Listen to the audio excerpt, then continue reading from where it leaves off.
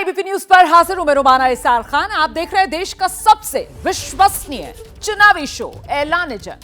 आज देश के सबसे बड़े सियासी सूबे उत्तर प्रदेश की सियासत में दखल रखने वाली बीएसपी प्रमुख मायावती ने ऐलान कर दिया है और ऐलान यह किया है कि वो लोकसभा चुनाव अकेले लड़ेंगी।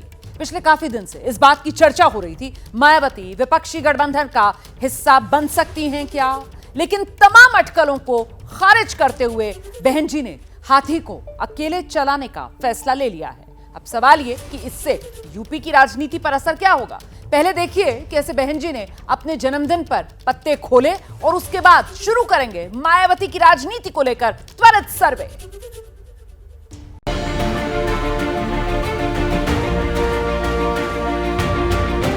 आप दिल्ली में जाकर के शासन करो, आप दिल्ली में जाकर के शासन करो।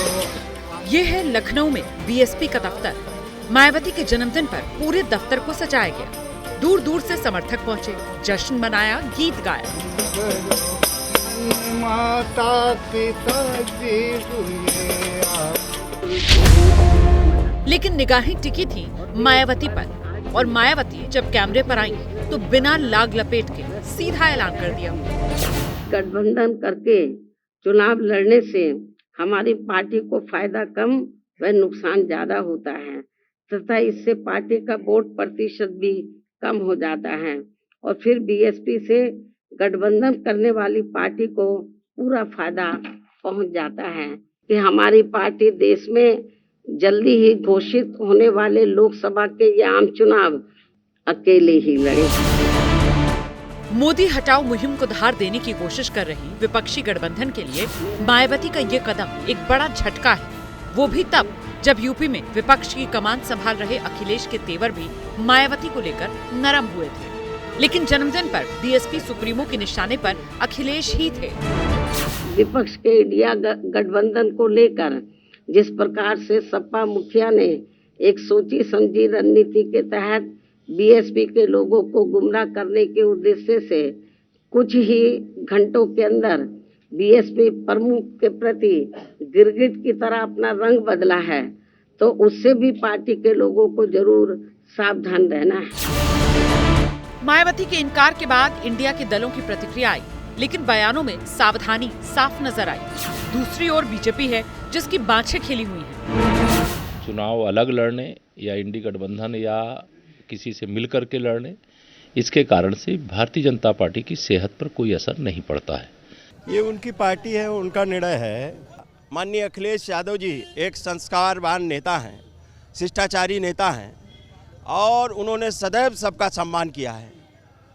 और कौन किसके कहने पे कह रहा है, क्या कर रहा है, अभी इसकी पता नहीं ना। लोकतंत्र में हर शख्स को आजादी है कि वो कैसे चुनाव लड़ना चाहता है, लेकिन देश 2024 में विशेष परिस्थितियों में चुनाव लड़ रहा है। आदरणीय संघर्ष करो। मायावती ने चुनाव बाद गठबंधन के दरवाजे अभी बंद नहीं किए और यही वजह है कि मायावती पर सब संभल कर मुंह खोल रही है। कोई बहन जी को नाराज नहीं करना चाहता, क्योंकि राजनीति में क्या पता कब हाथी को साथी बनाने की जरूरत पड़ जाए। क्योंकि मामला यूपी की 80 सीटों का है, जिसमें 42 ऐसी हैं जहां दलित वोट किसी का भी अंकगणित बिगाड़ सकता है।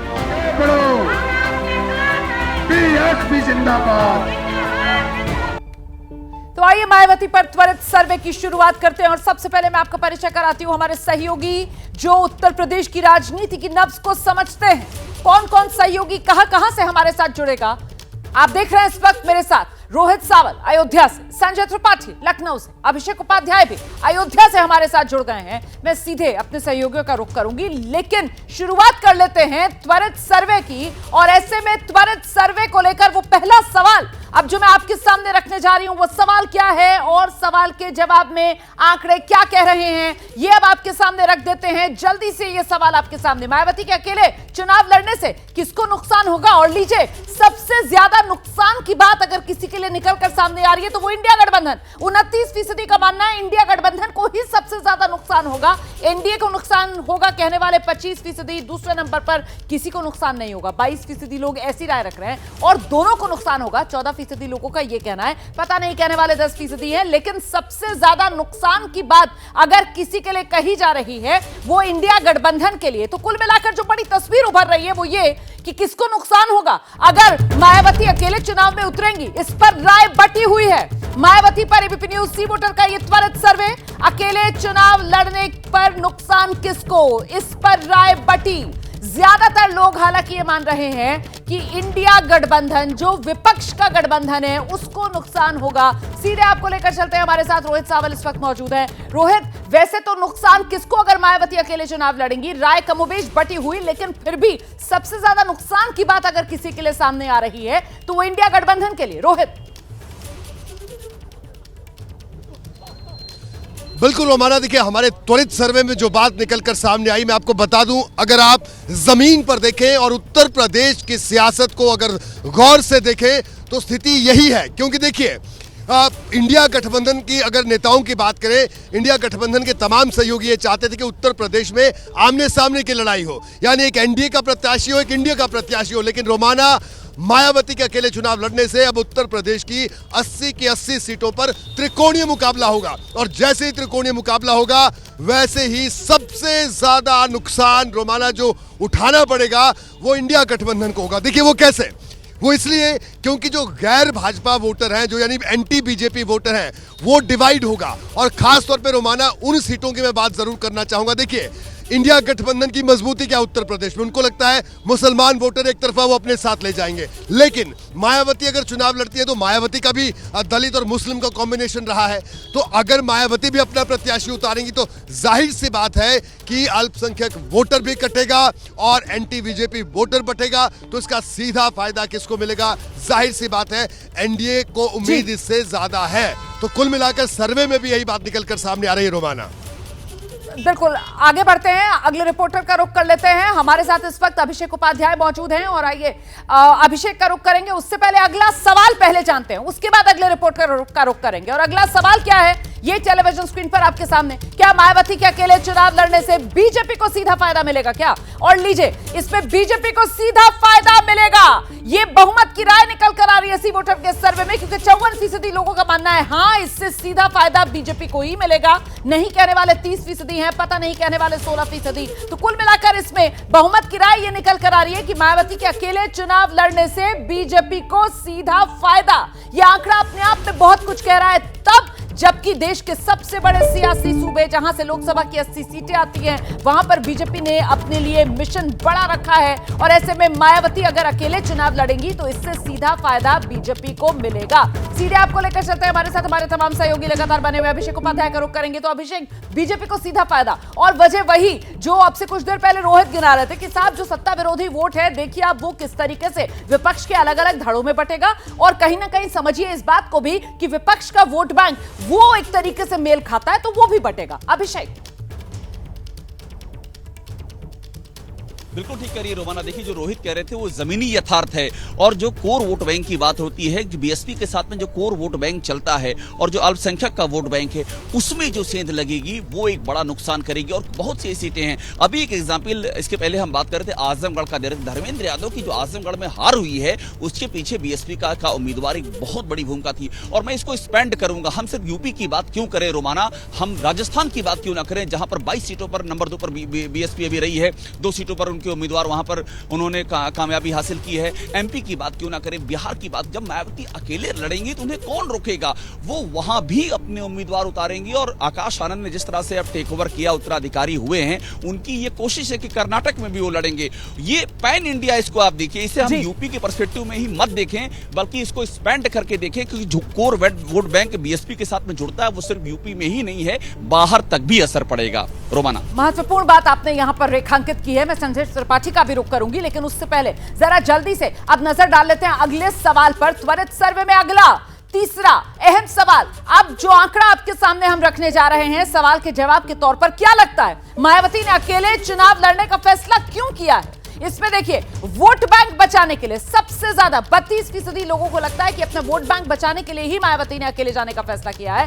22% लोगों का यह मानना है कि अखिलेश का साथ मायावती को पसंद नहीं है। 17% कह रहे हैं पिछले चुनाव से सबक ले लिया है मायावती ने। 16% कह रहे हैं इंडिया ने महत्व नहीं दिया मायावती को, इसी वजह से अकेले चुनाव लड़ने का मायावती ने फैसला लिया है। 13% जो है वो पता नहीं कह रहे। लेकिन सबसे महत्वपूर्ण हो जाता है 32% का यह कहना कि अपना वोट बैंक बचाने के लिए मायावती ने अकेले चुनाव में जाने का फैसला लिया है।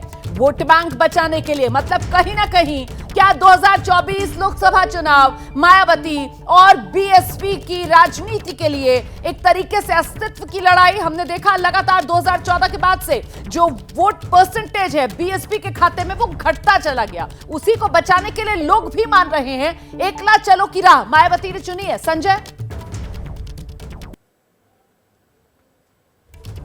मायावती बेहद गंभीर पॉलिटिशियन है। उत्तर प्रदेश की 4 बार मुख्यमंत्री रही हैं और सोच समझ के ही फैसला लेती हैं।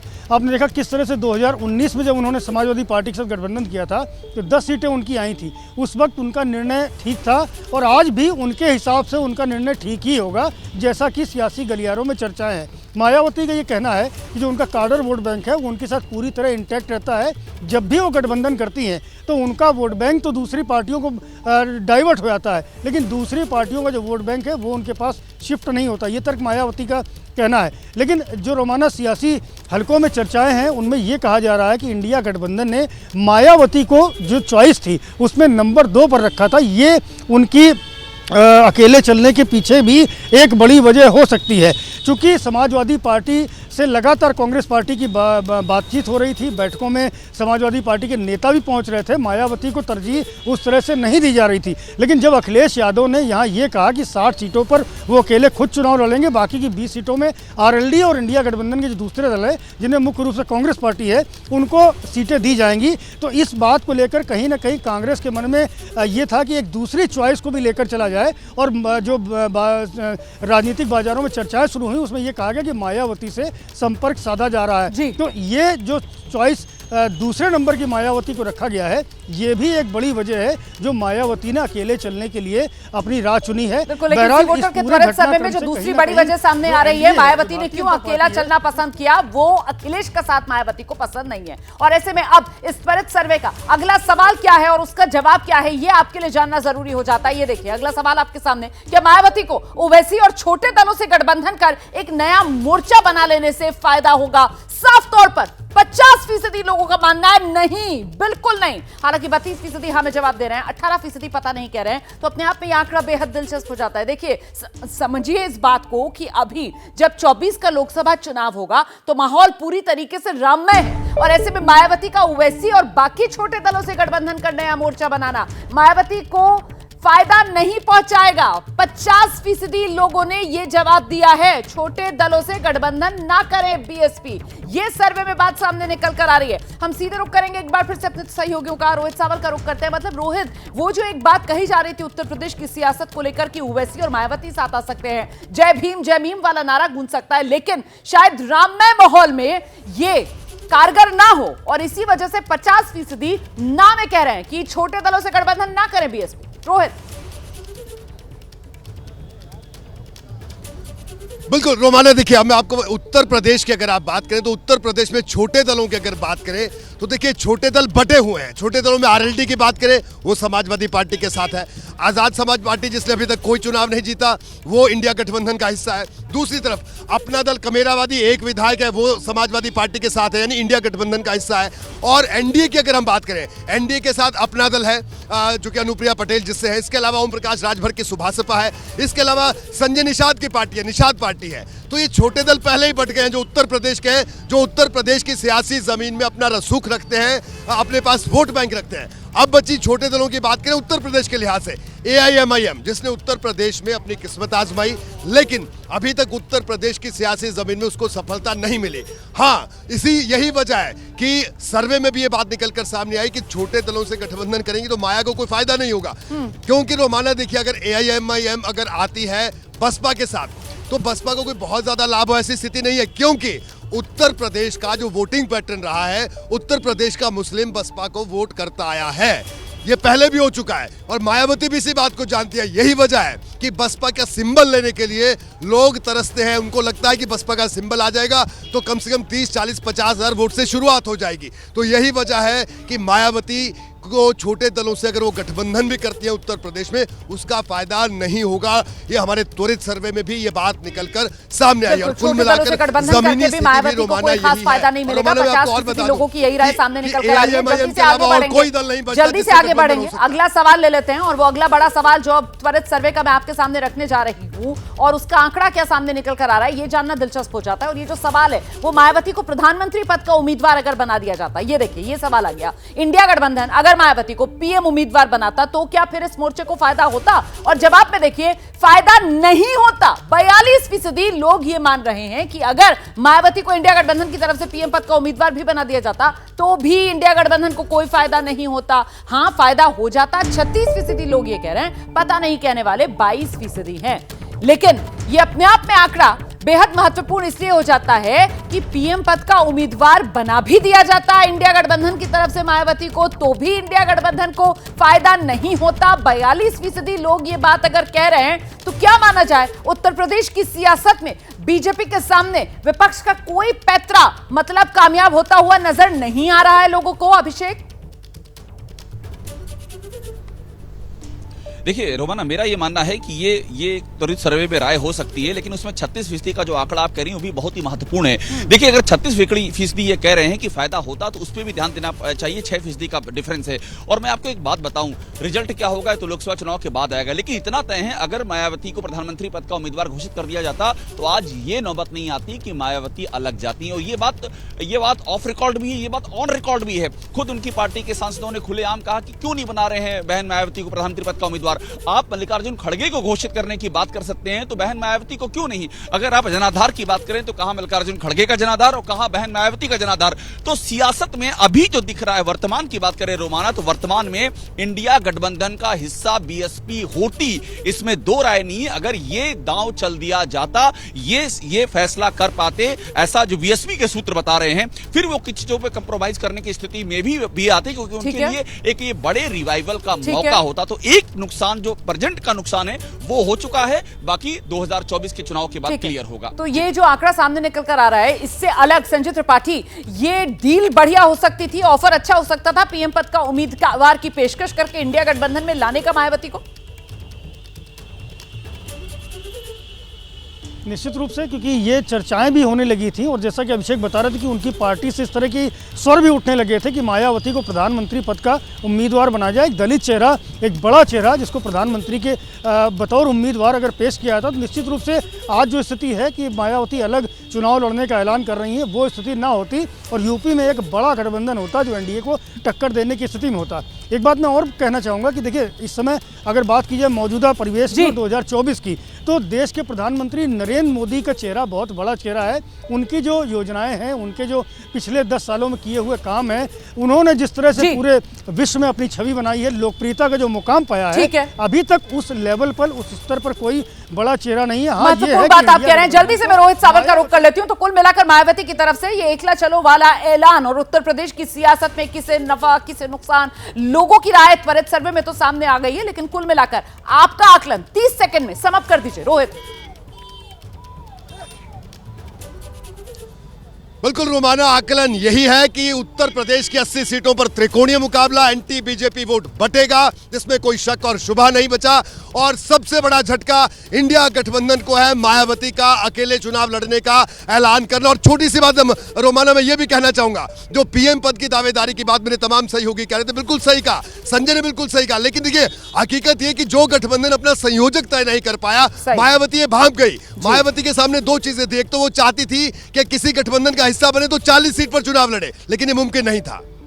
बहुत शुक्रिया आप सभी का हमारे साथ जुड़ने के लिए। त्वरित सर्वे के आंकड़े तो आप लोगों ने देख लिए हैं, लेकिन ये खबर बड़ी है उत्तर प्रदेश की राजनीति के लिहाज से भी और 24 लोकसभा चुनाव के लिहाज से भी, खासतौर से उत्तर भारत के लिहाज से। और ऐसे में इसी खबर का विश्लेषण आगे भी आपके सामने रखेंगे। ऐलान जंग देख रहे हैं आप। 15 जनवरी की आज तक तारीख है, मायावती के जन्मदिन का मौका है और ऐसे में मायावती ने प्रेस कॉन्फ्रेंस करके साफ कर दिया है लोकसभा चुनाव में वो किसी दल के साथ गठबंधन नहीं करेंगी। लेकिन अभी तक लोकसभा चुनाव में बीएसपी का उत्तर प्रदेश में प्रदर्शन कैसा रहा है, जरा ये साल दर साल नजर डाल लीजिए आप। 1996 से जब ये सिलसिला शुरू होता है तो वोट परसेंटेज बीएसपी के खाते में करीब 20% से ज्यादा 20.6% और सीटें 6 आई थी। उसके बाद 1998 में सीटें कम हुई, 4 सीटें ही जीत पाई बीएसपी, लेकिन वोट परसेंटेज देखिए किस तरीके से बढ़कर 20.9% पर पहुंचता है। फिर 1999 में 14 सीटें भी बढ़ती है, वोट परसेंटेज भी बढ़ता है, वोट परसेंटेज 22.08 पर पहुंच जाता है। 2004 में 19 लोकसभा सीटें और 2009 इसलिए महत्वपूर्ण हो जाता है क्योंकि बीएसपी का सबसे सर्वश्रेष्ठ प्रदर्शन लोकसभा चुनाव में 2009 में रहा, जब बीएसपी ने 20 सीटें जीती और वोट परसेंटेज बीएसपी का 25% से भी आगे निकलकर टू बी प्रिसाइज 27.42% पर पहुंचा। लेकिन उसके बाद से लगातार बीएसपी ढलान की तरफ, और वो ढलान किस तरीके से कि 2014 में अकेले चुनाव लड़ा था, जैसा कि बाकी अन्य सालों में लड़ती आई वो, लेकिन एक भी सीट हासिल नहीं कर पाई और वोट परसेंटेज जो है वो करीब 20% के आसपास आकर सिमट गया, 19.77%। और फिर 2019 पिछला लोकसभा चुनाव, जब समाजवादी पार्टी के साथ गठबंधन कर लोकसभा चुनाव लड़ा बहुजन समाज पार्टी ने, तो सीटें तो 10 जीत ली, लेकिन वोट परसेंटेज आप देखिए किस तरीके से 2014 के मुकाबले और घट गया, 19.43% महज रह गया। और इसी वजह से माना यह जा रहा है कि इस बार एकला चलो वाला फैसला मायावती ने इसीलिए किया है ताकि अपने वोट बैंक को वो कंसोलिडेट रख सकें।